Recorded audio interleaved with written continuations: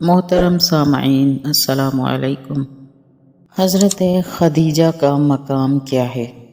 حضرت خدیجہ رشتے میں پیغمبر اکرم کی چچا زاد بہن تھی اور دونوں کا شجرہ نسب جناب قصی بن کلاب سے جا ملتا تھا۔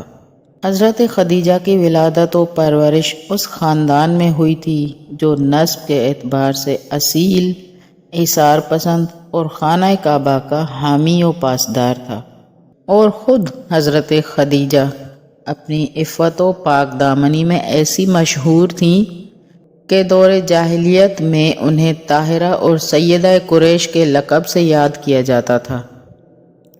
ان کے لیے بہت سے رشتے آئے، اگرچہ شادی کے خواہش مند افراد مہر ادا کرنے کے لیے کثیر رقم دینے کے لیے تیار تھے، مگر وہ کسی سے بھی شادی کرنے کے لیے آمادہ نہ ہوئیں۔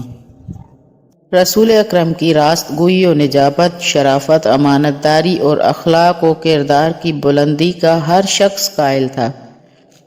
حضرت خویلد کی دختر حضرت خدیجہ بہت نیک سیرت اور شریف خاتون تھیں۔ انہیں اپنے والد سے بہت سا مال ورثے میں ملا تھا۔ وہ بھی مکے کے بہت سے مردوں اور عورتوں کی طرح اپنے مال سے تجارت کرتی تھیں۔ جس وقت انہوں نے امین قریش کے اوصاف سنے تو انہوں نے رسول خدا کے سامنے یہ تجویز رکھی کہ اگر میرے سرمایے سے تجارت کرنے کے لیے ملک شام تشریف لے جائیں تو میں جتنا حصہ دوسروں کو دیتی ہوں اس سے زیادہ حصہ آپ کو دوں گی۔ رسول خدا صلی اللہ علیہ وآلہ وسلم نے اپنے چچا ابو طالب سے مشورہ کیا۔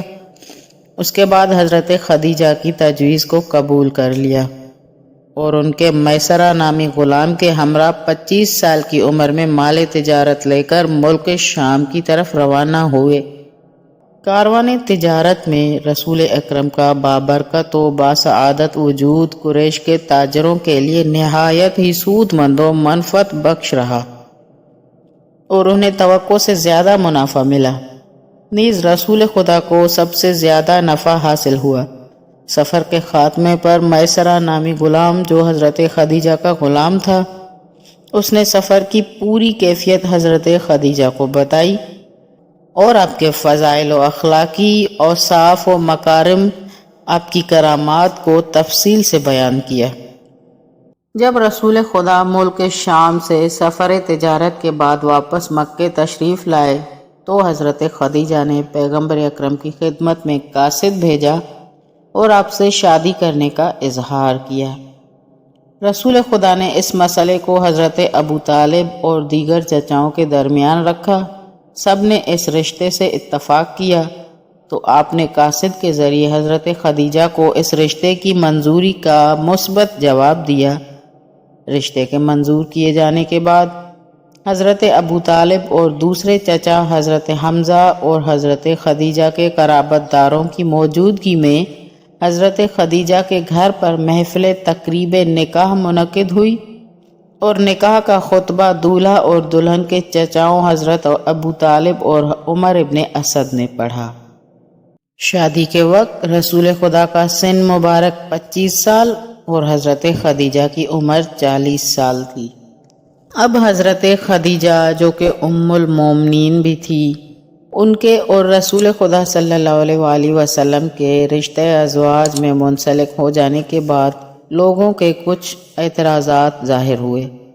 کچھ وہ لوگ جو ہر چیز کو مادی اور مفاد کی نظر سے دیکھتے ہیں، انہوں نے اس شادی کو بھی مادی اور مفادی پہلو سے دیکھا اور کہا چونکہ حضرت خدیجہ کو تجارتی امور کے لیے کسی مشہور و معروف اور معتبر شخص کی ضرورت تھی، اس لیے انہوں نے پیغمبر اکرم سے شادی کا پیغام بھیجا۔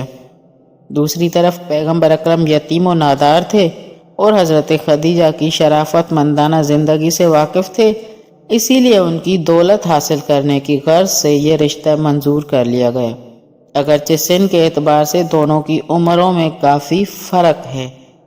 اگر تاریخ کا مطالعہ کیا جائے تو اس شادی کے محرکات میں بہت سے معنوی اور مثبت پہلو بھی ملتے ہیں۔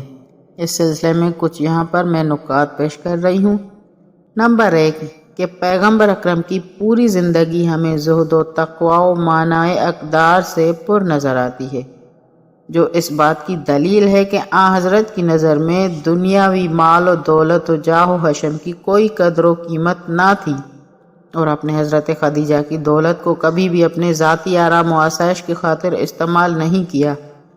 نمبر 2، کہ اس شادی کی پیشکش حضرت خدیجہ نے خود کی تھی، نہ کہ رسول اسلام نے کی۔ اب ہم یہاں حضرت خدیجہ کی جانب سے اپنے خیالات کا اظہار کرتے ہیں۔ حضرت خدیجہ عفیف و پاک دامن خاتون تھیں اور انہیں متقی و پرہیزگار شوہر کی تلاش تھی۔ دوسرا یہ کہ ملک شام سے واپس آنے کے بعد جب اس کے غلام میسرہ نے سفر کے واقعات حضرت خدیجہ کو بتائے تو ان کے دل میں امین قریش کے لیے جذبہ محبت و الفت بڑھ گیا۔ چنانچہ اس محبت کا سر چشمہ پیغمبر اکرم کے کمالات نفسانی اور اخلاقی فضائل تھے، اور حضرت خدیجہ کو انہی کمالات سے تعلق و واسطہ تھا۔ نمبر 3 یہ کہ پیغمبر اکرم سے شادی کرنے کے بعد حضرت خدیجہ نے کبھی بھی آپ کو سفر تجارت پر جانے کی ترغیب ہی نہیں دلائی۔ اگر انہوں نے یہ شادی اپنے مال و دولت میں اضافہ کرنے کی غرض سے کی ہوتی تو وہ رسول اکرم کو ضرور سفر پر روانہ کرتی تاکہ مال و دولت میں اضافہ ہو سکے، لیکن حضرت خدیجہ نے شادی کا جو اصل مقصد بیان کیا ہے، اصل محرک بیان کیا ہے، وہ یہ ہے کہ حضرت خدیجہ نے پیغمبر اکرم سے مخاطب ہو کر کہا، اے میرے چچا کے بیٹے، چونکہ میں نے تمہیں ایک شریف، دیانتدار، خوش خلق اور راست گو انسان پایا تو میں تمہاری جانب مائل ہوئی اور شادی کے لیے پیغام بھیجا۔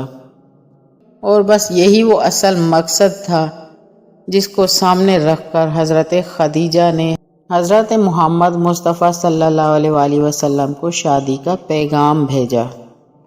اور یہ ہے وہ اصل مقام حضرت خدیجہ کا، کیونکہ وہ پیغمبر اکرم سے شادی سے پہلے ہی طاہرہ کے لقب سے مشہور تھی، سیدہ قریش کے لقب سے مشہور تھی، لہٰذا پیغمبر اکرم صلی اللہ علیہ وآلہ وسلم سے شادی کے بعد منزلت و مرتبہ اور بھی بڑھ گیا، اور بھی بلند و بالا ہو گیا۔ والسلام۔